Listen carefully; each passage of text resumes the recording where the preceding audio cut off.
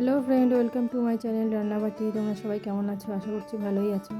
আমার শরীর খারাপ থাকায় কয়েকটা দিন ভিডিও করতে পারিনি, অনেক কষ্ট করে আজ একটা ভিডিও করলাম। আজকে বানাচ্ছি পটলের দোরমা। তো দেখে নাও। পটলগুলো প্রথমে খোসা ছেলে নিয়েছি। অনেক সময় অনেকে খোসা ছাড়ায় না, আমি খোসা ছাড়াই, তাহলে পটলটা খুব সুন্দর সফট হয়। ছাড়িয়ে শাঁসগুলো বের করে নিয়েছি আর মুখগুলো এরকমভাবে রেখে দিয়েছি যাতে মুখটা ভালোভাবে সিল করা যায়। শাঁসগুলো বের করে আলাদা বাটিতে নিয়ে নিয়েছি। এবার মশলাটা করে নেবো। একটা মিক্সি জারে নিয়ে নিলাম একটু আদা, একটু রসুন, একটু নিলাম ধনে, এবার একটু জিরে, আর দিয়ে দিচ্ছি পোস্ত। এটা পুরোপুরি অপশনাল, আপনারা যারা ভালো না বাসেন দিতে নাও পারেন।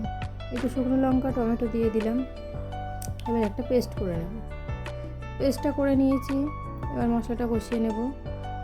একটা প্যানে তেল দিয়ে দিলাম। তেলটা গরম করে নিয়ে নুন হলুদ মাখিয়ে রাখা কয়েকটা চিংড়ি মাছ ভেজে নিলাম। এবার পেঁয়াজ কুচি দিয়ে দিলাম। ওই তেলেই পেঁয়াজটা ভালো করে ভেজে নেবো, লাল লাল করে। দেখুন পেঁয়াজটা আমার সুন্দর করে ভেজে নিয়েছি। এবার এই পর্যায়ে দিয়ে দেবো নুন, হলুদ দিয়ে আরও খানিকক্ষণ ভালো করে নাড়াচাড়া করে নেবো। এবার ওই পটলের শাঁসটা দিয়ে দিলাম, দিয়ে আরও খানিকক্ষণ কষিয়ে নেব।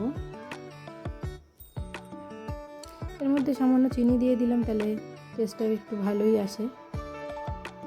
এবার দিয়ে রাখছি সেই পেস্ট করে রাখা মশলাটা।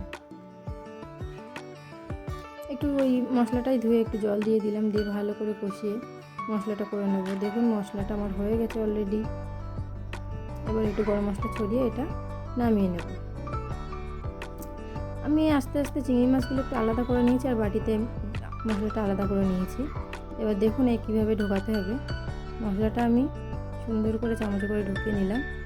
এবার চিংড়ি মাছটা আলাদা করে রেখেছিলাম যাতে সব কটাতেই চিংড়ি মাছ পড়ে না, কোনোটাই পড়বে কোনোটাই পড়বে না। তো একটা চিংড়ি মাছ এর মধ্যে মাঝখানে ঢুকিয়ে দিলাম, দিয়ে আবারও একটু মশলা দিয়ে দেবো।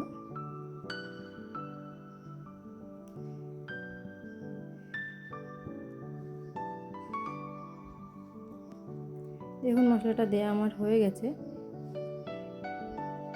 এবার যেই পটলের মুখগুলো রেখেছিলাম খোসা ছেলে, এইটাই সুন্দর করে মুখটা এর মধ্যে দিয়ে মুখটা সুন্দর করে বন্ধ করে নিলাম। এইভাবেই প্রত্যেকটা আমি করে নেব। দেখুন প্রত্যেকটা আমি এইভাবেই করে নিয়েছি, সুন্দর করে মুখটা বন্ধ করে নিয়েছি। এবার একটু সামান্য নুন ও হলুদ মাখিয়ে নেব পটলগুলোতে, তাহলে বেশ বাইরেটাও বেশ ভালো লাগবে। এবার কড়াইতে তেল দিয়ে দিলাম। তেলটা গরম হয়ে গেলে এগুলো ভেজে নেব। ব্যাস ভাজা হয়ে গেলেই রেডি। গরম ভাতে সুন্দর সার্ভ করুন।